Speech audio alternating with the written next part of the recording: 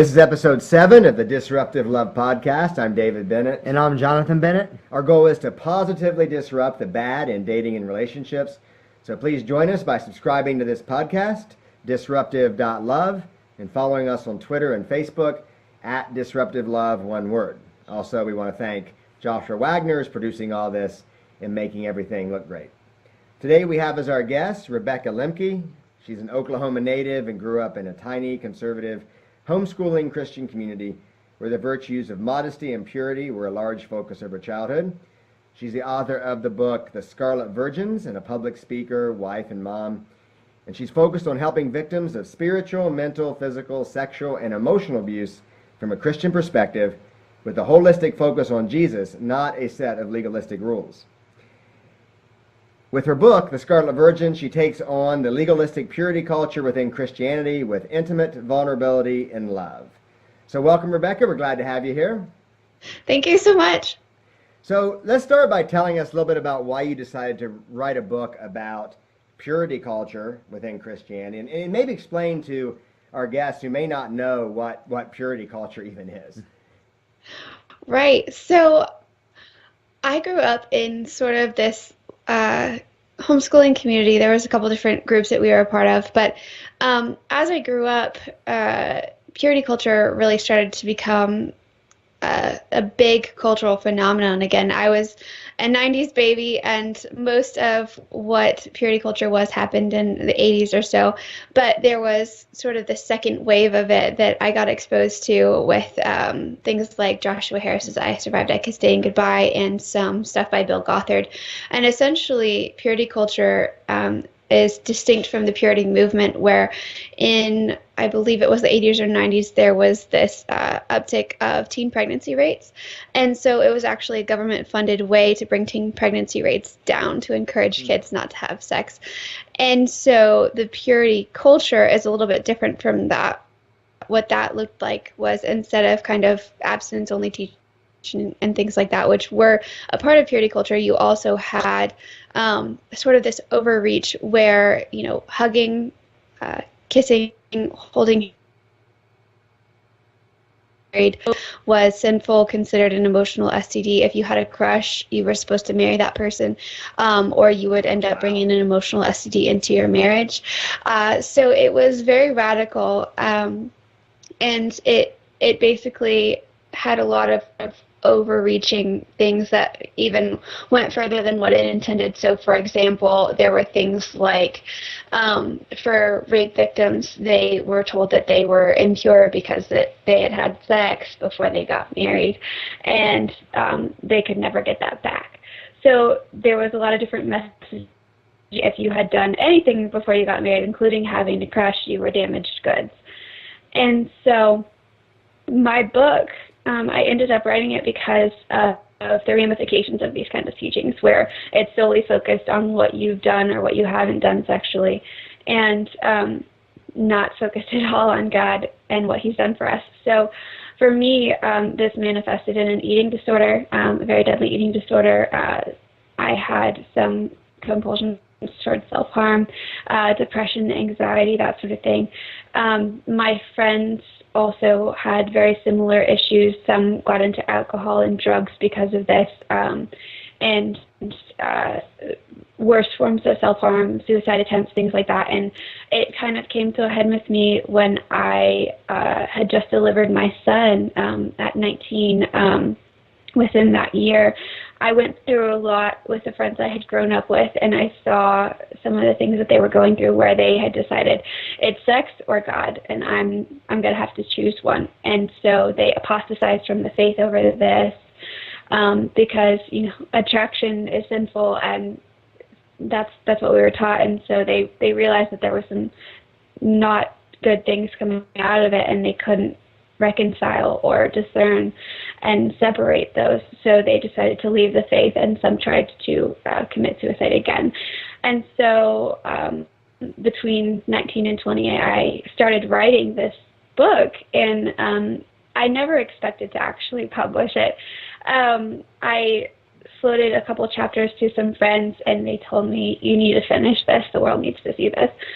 So I wrote on it for about a year.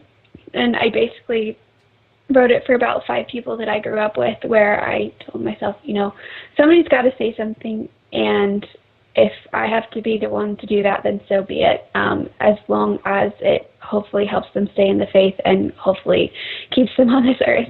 So that is kind of the backstory of how it ended up being a thing.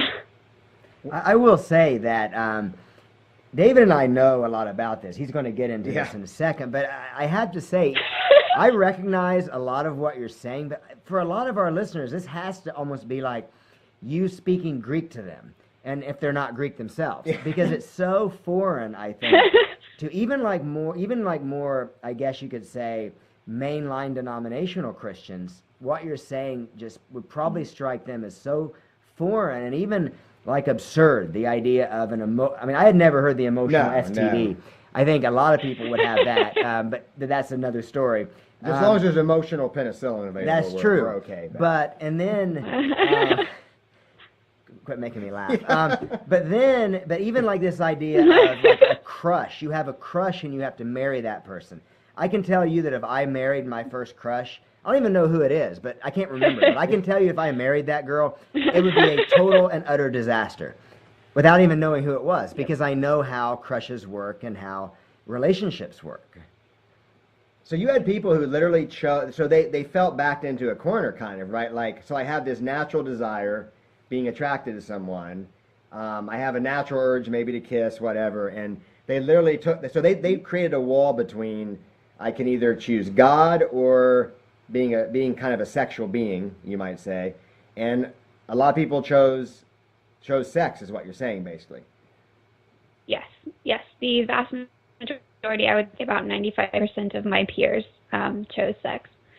And it's been a very difficult journey for me because it's not over yet. I'm still dealing with people who are walking away from the faith, having very unsafe relationships because of it, where they decide, if I'm going to thwart the rules, then I'm going to thwart all the rules. So they get into very risky sexual behavior and things like that. And it basically becomes God, and it's just a carbon copy of what we had already dealt with, where sex was an idol because not having sex was idolized, and they just flip it to the other side, where sex is an idol because having sex is idolized. It's basically just the opposite. So yeah, they ended up deciding, I have to choose, and sex won. Well, it's kind of funny the way you're telling this. This like brings back a flood of memories, like youth group memories and youth rallies. I'm not sure if that was from your era or not. We go to youth rallies and there are these speakers, and I just remember it's always kind of funny because as a let's just be adults here, a horny junior high Christian, I'd hear all these stories, and they go through these like tales of, I did all these horrible things when I was your age. And their faces would light up like, I had this great time, but don't you do this. Instead, you do none of this. And you do the thing that it took me till I was 50 to do.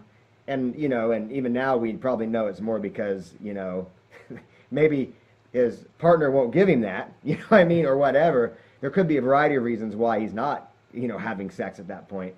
But we always sensed that it was kind of a thing where we heard more about sex and a focus on sex from people who wanted us not to do it than we actually heard from other sources. Well, I like to tell a story. Well, I don't always like to tell it, but I'll tell it here.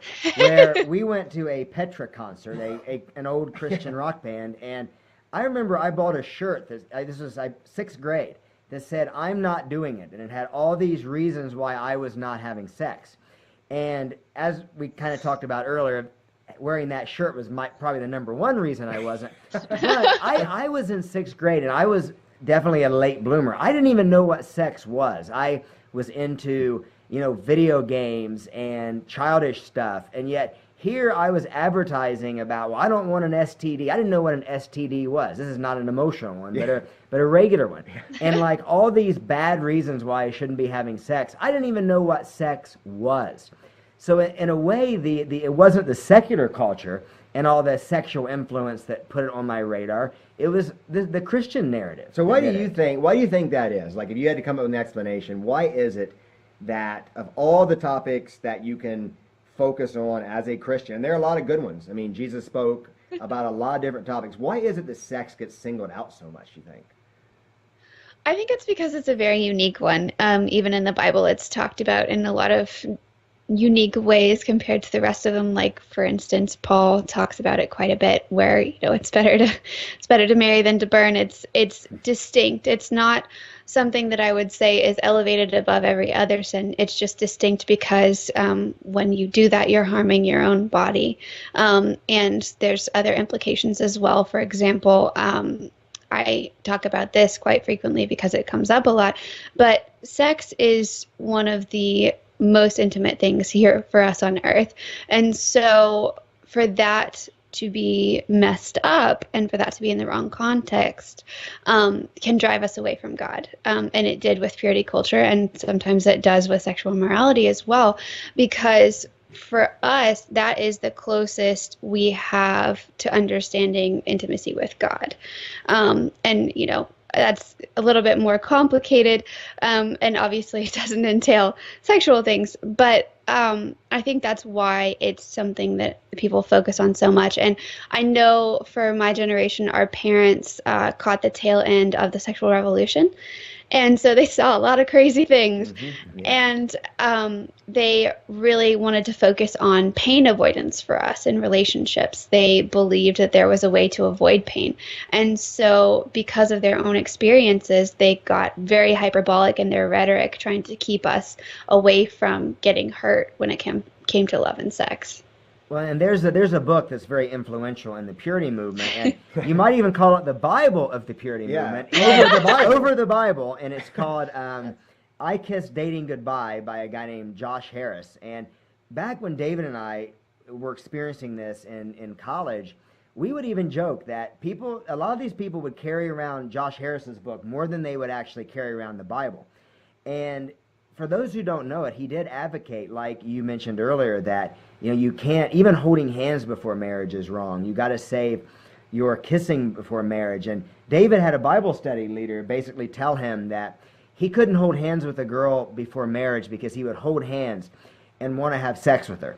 And like my response was, I said, well, you can't hold a girl's hand without wanting to have sex with her. Sounds like your problem. That's a personal problem, in my opinion. That's what I said to him, actually. But we noticed too that a lot of people used the purity movement as a way to kind of screen out guys, and maybe even women too. We were looking at it from the guy perspective. We know these girls. They'd say, well, I can't date you because I'm saving myself. I'm in the purity movement. But then they would meet a guy who must have done something for them. Not that we didn't, but again, late bloomers. Late bloomers. But then when they'd meet that guy, and then they'd go all in. So it was almost like they were using that as an excuse, kind of like, a girl at a bar might lie and say she has a boyfriend. Well, the purity movement was their way of, turning off aggressive guys. I mean, did you ever see that among your group, or were you guys a little more authentic and actually believed it? So I actually have some insight to that, and it might not be what you think, but I actually was one of those people who, my husband and I met when I was very young, and we weren't allowed to get engaged for a little bit because of how young I was, and so I wore a purity ring to scare people off. But actually, I was talking with a friend about this the other day because he had similar questions about why the heck did none of these girls go for us good Christian guys who were also trying to stay pure. And the reason for that, whether most women acknowledge it or not, is because using purity rings and things like that and kind of keeping guys away through that is actually a form of testing to see whether you're an alpha or a beta. If you're an alpha, then you're going to thwart the rule for us. And if you're a beta, you're not. So they actually used that to keep away guys that basically didn't give them the tingles because they were trying to follow the rules. And we wanted people who were going to push the envelope just enough to make us uncomfortable, but not enough to get us in huge trouble. So that's like the rebellion of the purity movement. You're a bad boy by pushing through the purity ring. Yeah. Yes. Yeah. No, that is great. I mean, that is an amazing. What you're saying is absolutely what we try to teach guys. The way we even teach women. The idea that a lot of the walls that get put up are ultimately tests to see if this guy's a real guy or not. And it's funny, we did sense that because we failed, and we used to be the guys who would complain that the strong Christian women never dated the strong Christian guys. They end up dating an attractive guy. And that kind of brings me to another issue I had with I Kiss Dating Goodbye, is that I felt a little bit like, you look at Joshua Harris, if I remember correctly what he looked like, and his wife. They were both very classically good-looking people, very attractive. And my thought at the time it's kind of like, well, you could walk into any room and probably get the attention of someone. You've kind of locked in this very pretty girl. And it's probably more because you're a good-looking guy who has the success and the confidence to write a book about what you're doing and pursue that, versus the average Christian who reads this and probably is going to find that it's a failed strategy. In fact, it's funny, one of the guys that was in one of the groups that embraced this, I remember him giving his testimony that he was never going to, he didn't want to even touch a girl. His first kiss would be on his wedding night. Anyway, I looked him up years later, and I noticed he is still single. And he's like in his late 30s now, I believe. And I just remember kind of thinking, like, I think in a way that failed him. Like, something better would have been, focus on being more attractive in the sense you talked about, being more confident, being more masculine, being more, charming and funny, lose those extra 30 pounds. Then you would get the kind of choice that someone like Joshua Harris had. Yeah, that's something that I've noticed the purity culture movement basically completely failed everyone on, is they did not talk about SMV, sexual market value, basically until you got married. And for then I only saw it talked about in terms of the women, you had to have high SMV to keep your husband from straying. And so before marriage, you were supposed to basically wear a brown paper bag and not do your hair, not have any makeup, no nice clothes, anything like that. You were supposed to be a bag lady. But then as soon as you got married, you were supposed to be able to pull out all the stops for your husband so that he would be satisfied. And so there was no training of any sort. Like my husband bought me a makeup palette 2 years ago, and I'm still learning how to use makeup. And we've been married for 4 years. So. But yeah, it was completely neglected. I've never seen anyone in the purity movement actually talk about SMV in any sort of practical way where, how you act impacts that, what kind of job you have, your physicality, all that kind of stuff. And beyond that, they didn't even teach us sex education. So there's a lot that was missing from that really just shot you in the foot for actual relationships and dating or courting. Well, and we saw too I heard it called "ring by spring" by a friend of mine. The idea that you want to have sex so badly, but it's frowned upon. So rather than so you get married. Rather than embracing maybe even like holding hands or kissing, you rush to get married, and yet I'm not saying someone has to have sex before marriage, but there's no sense of nurturing any sort of physical compatibility. And right. That's a real important part. If one person is, let's say, a cold fish, and the other's we'll just say a horn dog, and a little bit of at least physical contact, a little bit of discussion of that will show you that you need to have some compatibility in that regard. But if you just rush into it, so hey, let's rush into this so we can do this forbidden act, then you have to spend the rest of the marriage trying to build some kind of physical compatibility that might not be there. Right. I'm not going to ask you about this in a personal way, but did you see any of this among friends and those in the movement?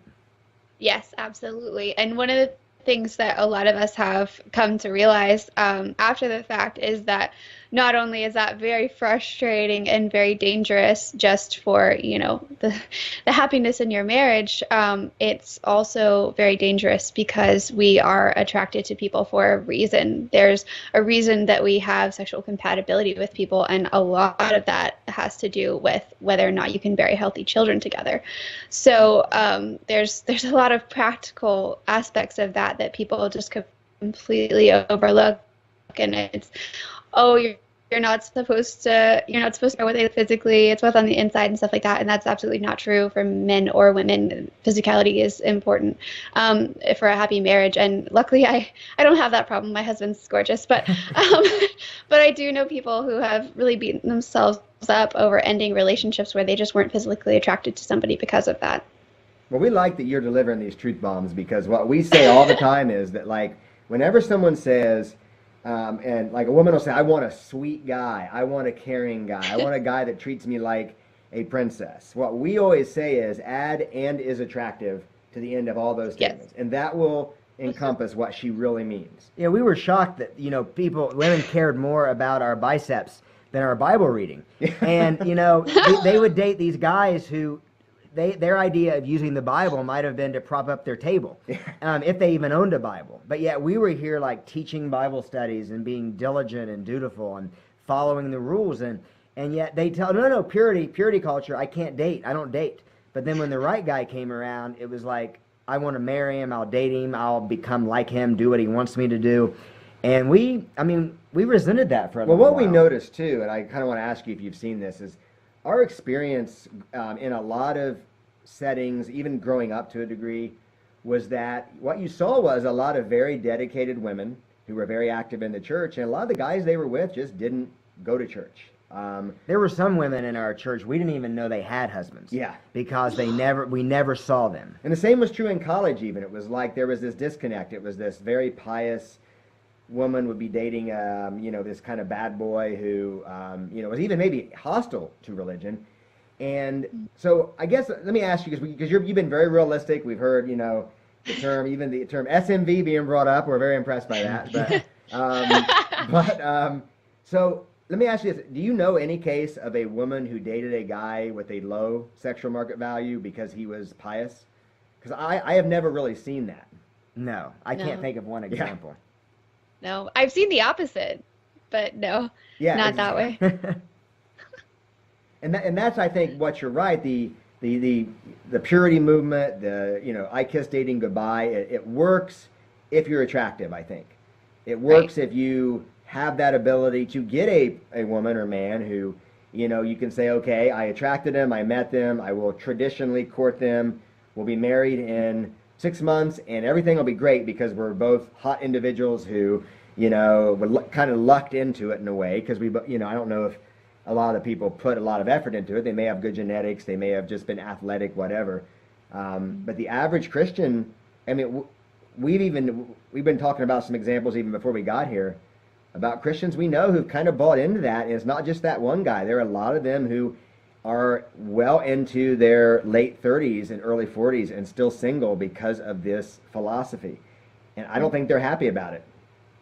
No, yeah, and I mentioned to you previously, but the I Survived, I Kissed Dating Goodbye documentary is actually a idea of a woman who is in her 30s and single who was going to college with Joshua Harris in the past couple of years, and she decided that somebody needs to start talking about this because there's a lot of singles that age because of purity culture. Wow. Because people just don't know how to act with each other. Like, there's a book currently coming out called Why Can't We Be Friends? And it talks about, and I'm not endorsing it because I haven't read it, but it talks about how we're basically taught that you can't even talk to men unless you're willing to marry them. Like, for courtship, if somebody asked you out, that was basically a marriage proposal.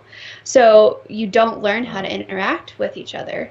And that really stunts you when you actually decide, oh, this courtship thing doesn't work, but I don't know what to do. I don't know how to interact.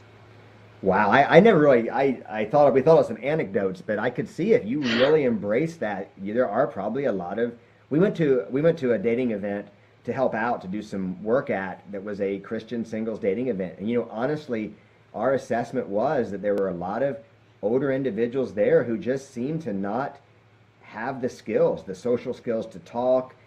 They seemed very, we almost had to literally physically force them to mingle with other people. And they even would not let us call ourselves dating coaches because, again, they hated the word dating. And that's probably why most of their people are single, because they wanted to dance around this issue. And for us, like I said, it was like you had your Josh Harris book rather than your Bible. It almost became somewhat cult-like. It's like you got to use the right language. You have to if you do something wrong, you're shunned, you're impure. I mean, if you don't marry your crush, then you are going to feel like you're committing adultery the rest of your life, because most people have crushes when they're like 10 or 11.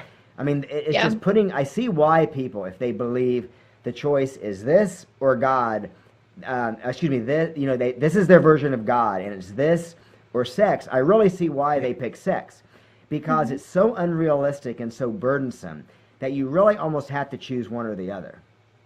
So we're getting ready to wrap up because we're getting low on time. But we've identified very clearly, I think, some of the problems with this, and we've all been there. So what would be a good way forward? So we're not, obviously, with Christian values, we're not going to go to the sexual revolution side where anything goes. And so what is a kind of way to embrace modesty and healthy sexuality without all the toxic elements? I think a lot of it, I don't know, I don't have a formula for any of this. I think that formulas just oversimplify things because we're all different and we all assess information differently and can take different kinds of conversations. But I think honestly what needs to happen is just open communication, especially for instance, like a young girl, it would be good for her to have an older married woman to talk to, or maybe multiple married women who are in different stages of a marriage, and vice versa for a man. And then, if you're younger, I think it's a lot easier to be able to have platonic male friendships, like male-female friendships, that I think those are honestly fundamental, because if you don't understand each other, then it gets harder and harder as you go, because you have so many misconceptions about what men are like and what women are like and what they think and how they think about sex and things like that. So I honestly think communication is one of the biggest things, and just having positive literature on male and female relationships. I tell people, if you're going to be getting married soon, you need to read Song of Solomon, especially if you've been raised in something like this, because it helps to reset your mindset where sex is actually a good thing and something that God created. So yeah, I think communication, positive resources with the appropriate boundaries, things like that, are really helpful. That's good, because the only time we ever read Song of Solomon was when we were bored at youth group and we were looking at passages of the Bible that we knew were a little bit more shocking. So yeah, but there are other. It was a little immature. David just did it last week. Yeah, it was last week, but no, but you are right. Song of Solomon is very from I think if you're going to give it a rating, it has a lot of adult themes, and it gets very descriptive when it describes the appearance of a woman in particular. I remember some of the descriptions, and so it was compared to climbing a fruit tree of some sort. Yes, I remember that. Yes, and that'd be a great Christian pickup line, by the way. Go to Song of Solomon and you'll find a bunch of those. So, may I climb your coconut tree? Yeah. I think that's what it is. Don't ever use that line. No, guys, don't use that. No, that's going to be a bunch of Me Too stuff going on. That's right. We really appreciate you coming here, Rebecca. This has been great. This has been like a fun truth bomb episode, just doing some serious disrupting, and we really appreciate it. Before you go, can you briefly just re-promote your stuff and let us know the name of the book again and where to find you? And the website where we can find you, yes. Sure. So the book is The Scarlet Virgins. You can find it on Amazon or CreateSpace. And you can also order signed copies from me. You can email me at rebecca@newcrunchymom.com. And then I have two websites. One's just my normal blog. It's RebeccaLempke.com. And the one associated with the book, where I have all of my podcast episodes and all of my media appearances, is scarletvirgins.com. And you can also find me on Twitter. I'm there a lot for some reason. It's at newcrunchymom. New Crunchy, right? Like crunchy, as in... Yes. Okay, New Crunchy Mom. Great. Well, we really appreciate you coming. And we will put all those in the notes. We'll put all those in the notes. So thanks again for coming. Thank you. We appreciate it. And for all of our listeners, please join us for the next episode when we'll do some more positive disruption.